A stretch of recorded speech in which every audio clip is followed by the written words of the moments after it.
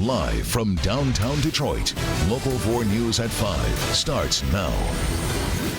A woman is brutally sexually assaulted right here in this alley at 5 o'clock in the morning. But what happened leading up to this, and how did she get back here? A lot of emotion today from the young man charged with killing 5 people in a drunk driving accident. But new details emerging today that won't get him any sympathy.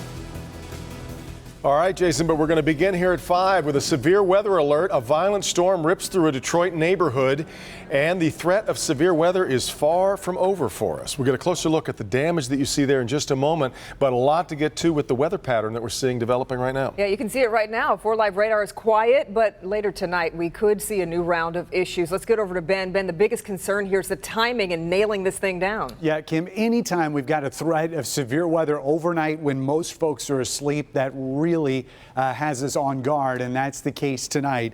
You can see that we're under a slight risk for severe weather for just about 2/3 of the area. We'll call it the southwest and metro zones. Parts of our north zone are under a marginal risk, which is lower, but we're not out of the woods completely. The only thing that's going on right now on radar is well over here to parts of northern Indiana, and it is weakening. So we could have several hours here where we've got nothing going on. In fact, right now on 4 Live radar, all clean, seeing some breaks in those clouds, and that sunshine will destabilize the air, so that will make thunderstorms a little bit more possible as we get into the evening hours. But over the last 48 hours, some of that rainfall has been intense here, especially along 96 and 696. Upwards of 2 inches of rain has fallen, and that soggy ground is really has the potential to lead to very easily knocking over trees and power lines with just some moderate winds with these thunderstorms. This is our best guess as thunderstorms pop possibly as soon as 10 p.m. tonight, but it's really the late evening and overnight hours that we're concerned with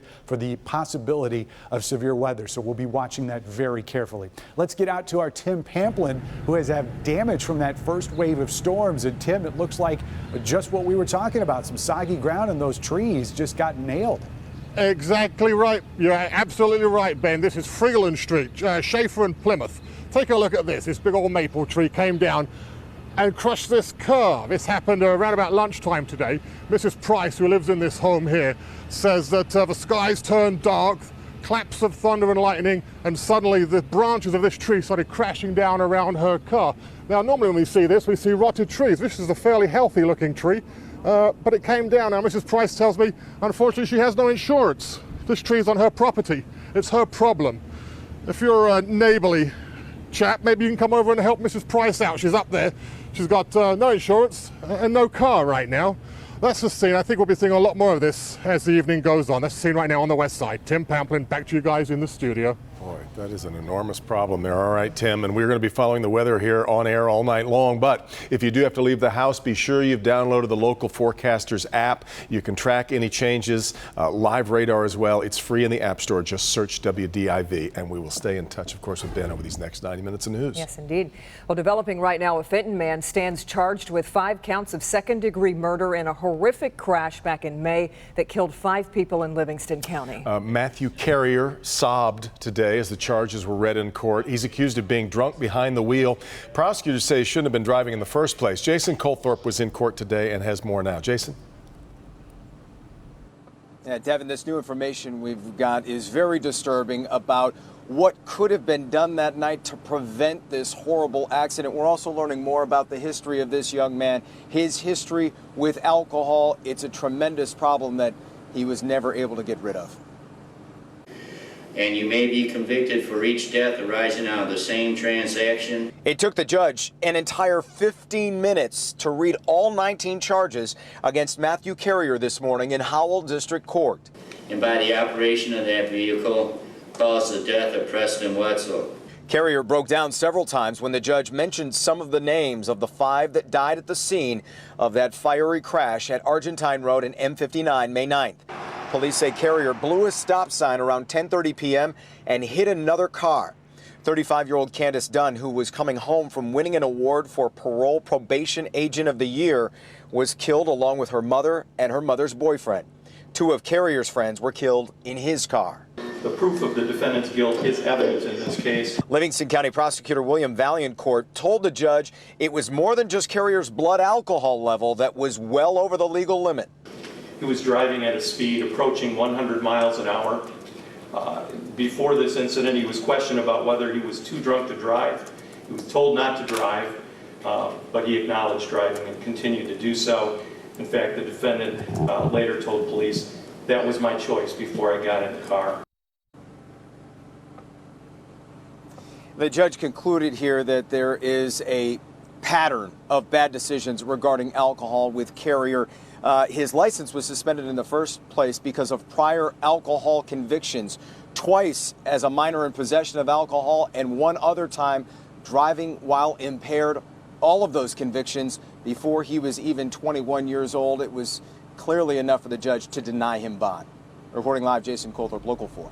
All right, Jason. Our other top story tonight on Detroit's east side. Sex assault detectives are working as hard as they can to find a man who forced a woman into an alley and raped her early this morning. It happened behind a Citgo gas station at the corner of 7 Mile and Van Dyke. And as Nick Monticelli reports tonight, where it happened is very difficult to see.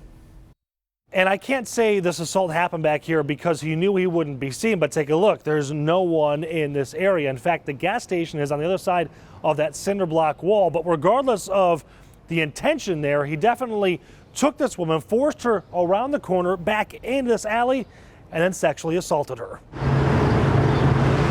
The girl got raped right behind back there. Linda McGee lives less than 20 yards from where a woman was sexually assaulted early this morning. She didn't see anything, nor hear anything, nor does she know the victim, but still, It feels strange. the assault happened around 5 a.m. The 38-year-old victim told police she was walking to this Citgo gas station at the corner of 7 Mile and Van Dyke when a man grabbed her, forced her into this alley, and sexually assaulted her. Evidence technicians found a used condom. They don't know if it's related to this case. The victim was taken to Henry Ford Hospital for treatment, and so more evidence can be collected. The crime scene is also very close to a bus stop used by a lot of Detroiters who are now very concerned. It's horrible. You can't even walk to the gas station without somebody snatching you up, raping you, killing you. Oh, it's crazy. We should be able to go where we want to go, but you should be cautious when you're out that type of morning. Investigators do say, though, this appears to be random. There hasn't been any other assaults in the area. Still, those normally here are being extra cautious. I watch my surrounding, I watch what's in back of me, side of me. As far as security cameras, not a whole lot to go on there. The ones that were working, it was very dark. They didn't capture a whole lot. And the ones that, well, are also around just aren't working at all. Out of Detroit's east side, Nick Monticelli, Local 4. All right, Nick, and we did follow up again with Detroit police. They are hoping to get a sketch out of the suspect as soon as possible, and when we get it, you'll see it here as well. Kim. Julian Kevian knew he wanted to protect and serve his country. After joining the Marines in 2009, he rose to the rank of sergeant. But tonight, the Detroit native's family is on their way to Mississippi. That's because Julian was one of 16 people killed Monday when the cargo plane he was in crashed in the middle of the Mississippi Delta. Rod Maloney has new information on the investigation and this promising life lost. 31-year-old Julian Kevian grew up in Detroit, went to the High School of the Fine and Performing Arts, took his good grades up to the UP and Michigan Tech, where he studied mechanical engineering. After college, he went into the Marine Corps, where he did recruiting, was a KC-130 flight crew and loadmaster, and was a flight engineer trainee. He's married, was living near New Windsor, New York, near the Air National Guard base he flew out of in Newburgh, New York. He grew up on Plainview Street in Detroit's west side in this house. The family was working on the house when the news came in about his death, and so they memorialized Julian in the wet concrete out in front. His brother Carlo writing, "I am my brother's keeper." Another family member writing, "A piece of my heart is in heaven." Indications are something went wrong at cruise altitude. There is a large debris pattern. Brigadier General Bradley James held a briefing in Mississippi on the crash today. On board were 16 great Americans representing the United States Marine Corps and the United States Navy. The plane nosed into a soybean field in two different places near I-82 in Itta-Bena, Mississippi, just south of Jackson. Eyewitnesses initially thought it was some kind of air show stunt, but quickly learned it was a disaster from the plumes of smoke and the ammunition exploding in the fire. The plane was ferrying Special Operations Marines to training in Yuma, Arizona. Now, Rod, you spoke with family members today. You mentioned the memorial outside the home. I'm sure they are absolutely devastated. Yeah, Kimberly, we got to them on the phone as they were driving to Mississippi. The family, very difficult to even talk for them, basically said that they were saddened, they were hurt. They're trying to figure out what to do as they go down on that very long drive down to try and bury their Marine son. One of the aunts told me that she felt that they needed some space and some time to process all of the events of the last 48 hours, and so they're doing the best they can to hang on. Certainly our thoughts with him and the others who perished in that horrible crash. Rod, we appreciate it. Today, FBI agents raided medical offices inside Detroit's Fisher Building. But why? More than a dozen agents spent hours inside the buildings or on the building's third floor, including the offices of a company called National Laboratories. An FBI spokesperson would only confirm an operation was in fact ongoing at the Fisher Building and would not say anything more about the raid. We'll see. Fiat Chrysler is closing the Detroit factory workers make the Dodge Viper supercar by hand. The Connor assembly plant is going to close on August 31st. There are 87 employees, and FCA says the plant closing is going to be permanent, but they also anticipate that all of the affected employees there are going to be offered positions at other locations. Just getting started here at 5. Another busy day. Yeah, much more ahead in this next hour of news, including a new twist in the white boy Rick case.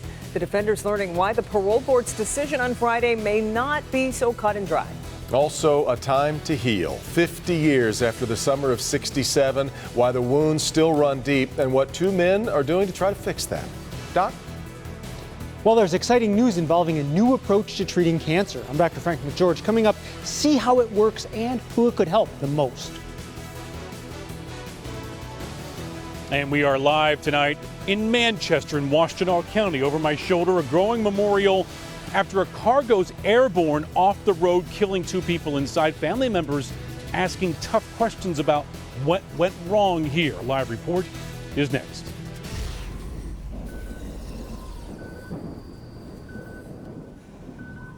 And we are getting a break from the thunderstorms right now, but will they reappear as the heat and humidity continue to build across southern Michigan?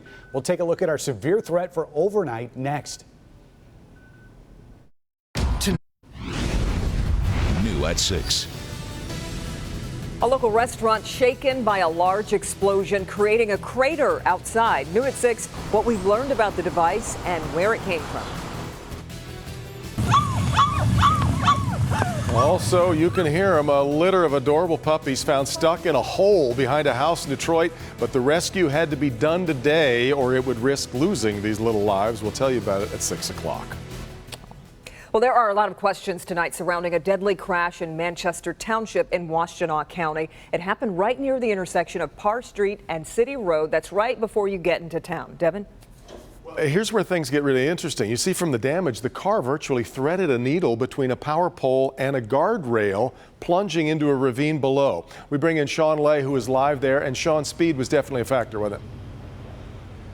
Investigators telling me moments ago, definitely speed was a factor. 100 miles an hour. You can see a slope in the road here. If you follow me this way, there are no brake marks here at all. That car picking up speed, going across the main road and then going airborne into a ravine, taking the driver's life, taking the passenger's life, the passenger's family and friends, asking tough questions tonight. What in the world happened and why? It's crazy. It's scary. All day long, friends, family, co-workers coming by to see how something so tragic happened in an area surrounded by beauty. Sheriff's investigators say at 9:56 last night, 2 men inside a Volkswagen Jetta came driving down Parr Street, drove between the Welcome to Manchester sign and a rock, crossed City Road, and in front of the village offices and River Raisin went airborne. They went right through the stop sign, through the dead end, hit the barrier. Their car went airborne, down into the ravine, hit several trees, and they were unfortunately pronounced deceased at the scene. Family members identifying the passenger killed in the crash as Chad Humphrey. He was riding with a co-worker to their 10 p.m. shift at automotive supplier Martin Ria. Randy Morin worked with both men. He thinks the timing of the crash indicate the two may have been worried about being late for their shift. I'm thinking they were probably on the borderline of being late because it's 10 o'clock you got to punch in by. The mystery here, why the two would be turning left instead of right towards the plant. That's what I don't know. That's what it is confusing on that part because they're coming this direction and then they're going that way. Well, Sean, what do we know about the two victims tonight? The driver, Devin, 38 years old, from Tecumseh. We don't know much about him at all. Investigators say they're still working to notify his family about the deadly accident. We know a lot more about 32-year-old Chad Humphrey. Spoke to his uncle and his coworkers and friends today. They're absolutely devastated, saying Chad had lost his brother recently, lost his father, but just got a promotion. If you follow me this way, the car went off the road this way, but the plant is just right around this bend this way. So the family is saying none of this makes sense. Investigators telling me they're going to work with the family and update them as they get information about what happened here. Yeah, boy, it's a wild set of circumstances. All right, Sean. Let's get back now to our severe weather alert. People are already pouring in for a huge concert tonight at Comerica Park downtown. Metallica set to take the stage. Rain or shine, we're told. There's no stopping the Masters of Metal. Off to Never Never Land, even if the threat of severe weather. Nothing else matters, not even the severe. Nothing else matters. Even better. Good one. But the humidity is not going to be exiting, that's for sure. We're going to see that stick around, and even though they'll probably start out dry, things could get wet towards the end of that event, and we'll start out with some good news, even though we're still under a slight risk of severe weather. For the rest of tonight and into the overnight hours, the wind field looks like it is sort of moving in our favor. We were thinking it would be twisting counterclockwise, which promotes growth and also rotation with thunderstorms. It now looks like it's going to be turning the other way with height, which should suppress some of those thunderstorms. Doesn't eliminate the threat completely, but it is still out there. We don't normally show you these numbers, but this is one of those nights where I thought we would. The tornado threat, the Storm Prediction Center puts out these numbers.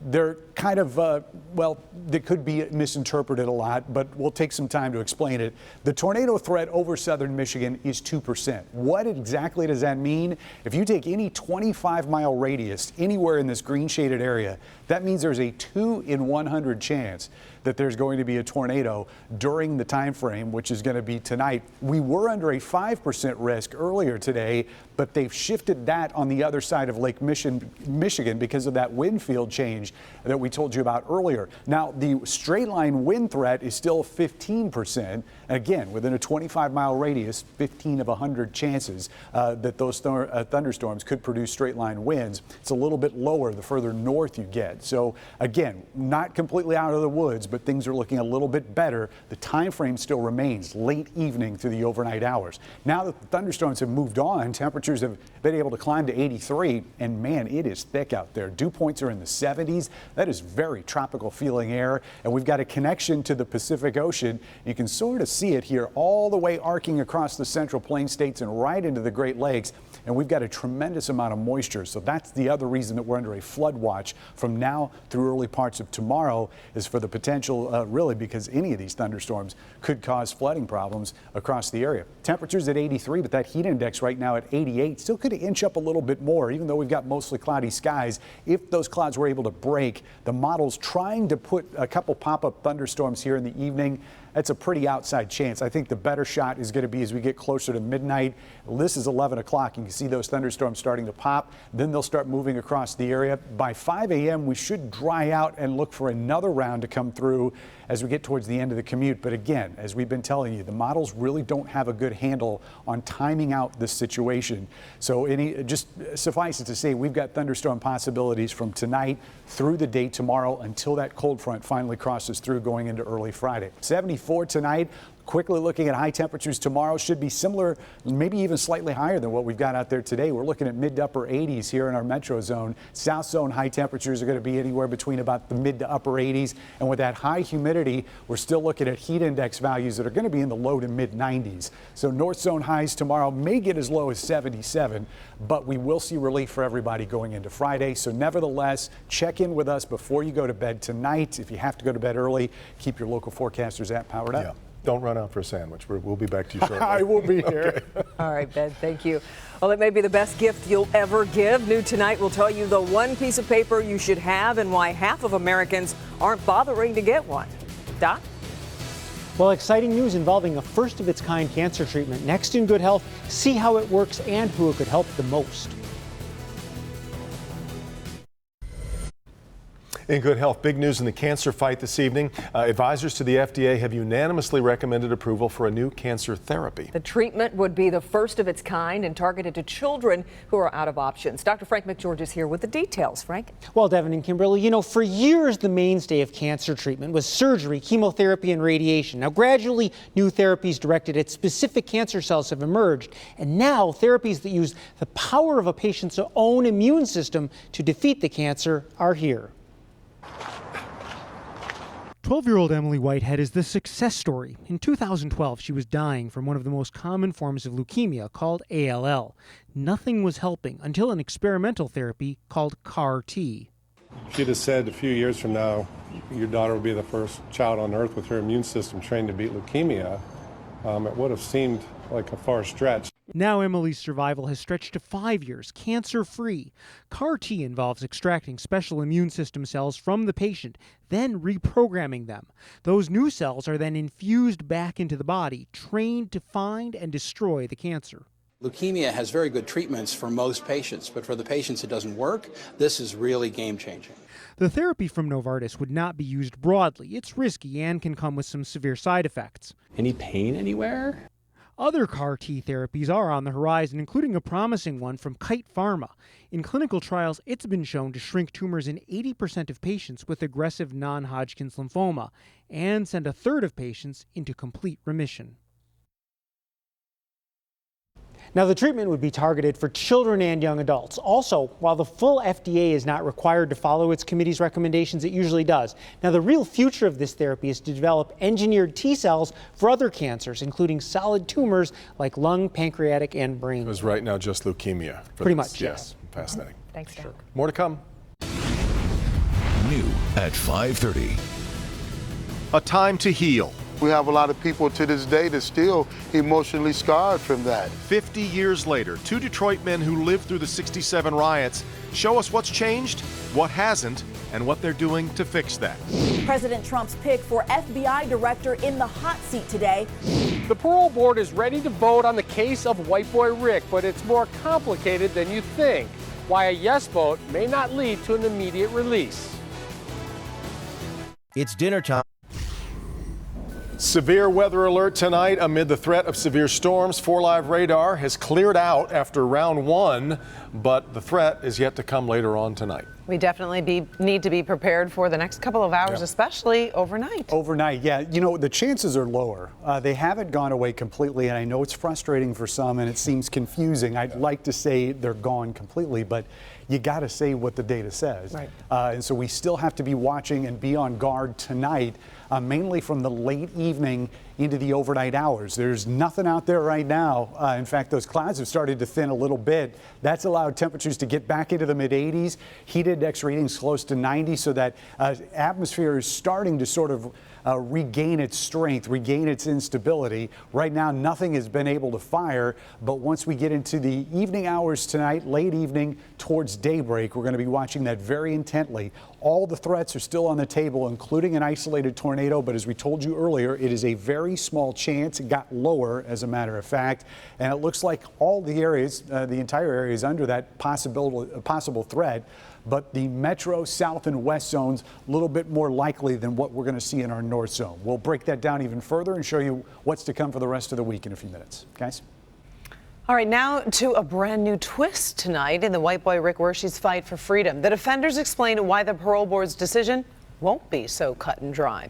With the parole board set to decide his fate on Friday, there are a lot of questions surrounding that decision. Let's bring in defender Kevin Dietz. Kevin, first off, if he is granted parole, he would not be released right away, right?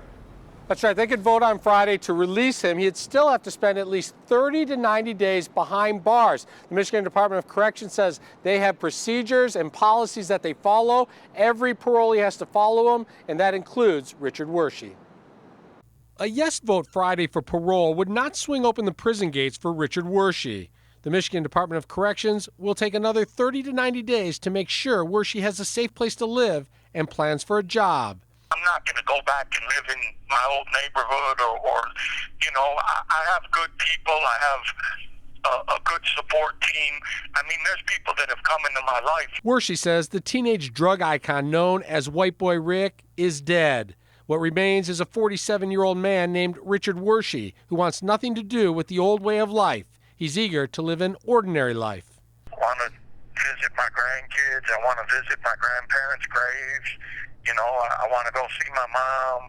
Just, you know, things that I haven't been able to do in so long, you know, see my nieces and nephews, my kids. I've been caged up my whole life. So just be free. He has had multiple offers of housing and work. Whether that's speaking at colleges or working in construction, I think I have all those opportunities available to me through this circle of friends that, you know, have rallied around me to support me. If Wershey is paroled on Friday, the Department of Corrections will begin doing house visits and conduct interviews to make sure Wershey has the best chance at success while on the outside. And as we reported yesterday, Wershey still owes the state of Florida 22 months for a crime he committed behind bars, but his attorney says he's pretty confident that he's going to be able to make that go away and convince Florida to forgive that time, which would allow the Michigan Department of Corrections to focus only on finding a place where Wershey will be safe on the outside. Kevin Dietz, Defenders. Kevin, one more thing. Let's talk a little bit about Friday morning. The board votes in what is typically a private session, right? Yeah, that's right. So they are in Lansing, where they will take the vote. Wershey is up north in Oaks Correctional Facility in Manistee, so they will take that vote, then they will make a phone call up to the warden in that prison, who will then notify Wershey. After Wershey's notified of the decision, then a media release will go out statewide. We'll, of course, be following it very closely on Friday morning. All right, Kevin. The city of Detroit wins a $100 million investment for affordable public housing from the state. Mayor Mike Duggan spoke today. 271 affordable units being preserved for another 30 years, 343 new housing units being built in the city, and of those, 114 are set aside for people of low income. The project will help preserve and construct 4 new housing developments across Detroit's West Side and Midtown. President Trump's pick for directing the FBI was grilled today on Capitol Hill, facing repeated questions about the ongoing Russia investigation. This, of course, as the president's son continues to defend meeting with a Russian attorney during the campaign. Blaine Alexander has the latest from Capitol Hill. Blaine? Well, Devin, FBI director nominee Christopher Wray says he's never been asked for any sort of loyalty pledge, and he sure as heck wouldn't offer one. Christopher Wray's confirmation hearing as the next director of the FBI, largely guided by the controversy surrounding the firing of his predecessor, James Comey. If the president asks you to do something unlawful or unethical, what do you say? First, I would try to talk him out of it, and if that failed, I would resign. And pointed questions about the ongoing Russia investigation he would lead, now turning its focus to the president's son, Donald Trump Jr., and a meeting with a Russian lawyer during the campaign season. Do you consider this endeavor a witch hunt? I do not consider Director Mueller to be on a witch hunt. But the president who nominated him repeatedly insisting it is a witch hunt, on Twitter praising his son, who appeared last night on Fox News. For me, this was opposition research. They had something, maybe concrete evidence. And more defense from the president's personal attorney. In the heat of the campaign, a decision was made. A 20-minute meeting took place. Nothing came out of that meeting. There's not a law that's been violated. After 3 days without any public events, President Trump talking about his meeting with Russian President Vladimir Putin in this interview with CBN's Pat Robertson. There are many things that I do that are the exact opposite of what he would want. Dismissing the notion of Russian election meddling, saying Putin would have preferred to have Clinton in the White House. And tonight, President Trump heads to Paris, where tomorrow he's scheduled to hold a joint news conference with the French president. In Washington, Blaine Alexander, Local 4. All right, Blaine, and since today's 4-hour hearing ended, 3 Democratic senators have already announced that they will support Wray's nomination. Well, it's hard to imagine it happened, but 50 years ago this summer, cars were not rolling down Woodward. Instead, it was full of military tanks and the National Guard responding to what was going on in the streets of Detroit. And now 50 years later, there are still, of course, deep wounds from those days. Tonight, photojournalist Alex Atwell introduced us to 2 men who witnessed the riots and has a look at what they're doing now to heal the divide today. This park right here, I tell anybody, this here is the place where it all happened on 12th and Claremont. We can't change that. Only thing we can do is talk about it and move forward. You would hear gunshots, you would smell smoke. 4 days of rioting, looting, and arson rocked the city of Detroit. It was chaotic. You know, you seeing nothing but flames, fire. You know, you open up your door, it's nothing but black smoke. You saw bullet holes the next morning where they were shooting up someone's home. Entire blocks of homes become infernos. For a lot of folks, they don't like to talk about this. But we have to talk about it to move forward. At least 36 are killed, more than 2,000 injured, and damage topped the $500 million mark. We were scared of the police back then. We was terrified of them. We was being emotionally, physically, spiritually abused. Through the grace of God, I was able to make it through all of the trauma and the emotional scars. And for them to actually build this park the way that they did, it's just remarkable. The playground is having a positive effect. Open the door for community. It's a welcoming park. It's calling you in to meet each other, and maybe you can be not just neighbors, but a community. This is a community that's going to be moving forward. There's a lot of healing being done right now.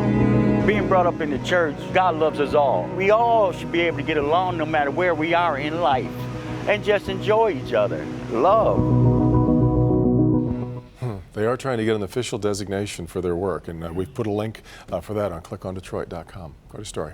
An entire family trapped after a violent crash, and road rage is to blame. New tonight, we will show you what happened next that will help restore your faith in strangers. Also, it's the size of Delaware, and it popped up virtually overnight. New at 5:30, what this plane spotted at the end of the earth. Well, it might be the single most important gift you can give your loved ones, and it's only a couple of sheets of paper. I'll show you what it is and why less than half of Americans are actually getting one. That's next. A local doctor's office turned their supply closet into something special. I'm Dr. Frank McGeorge. Tomorrow at 5, see why they're offering their patients more than medicine and the impact it's already having. I'm on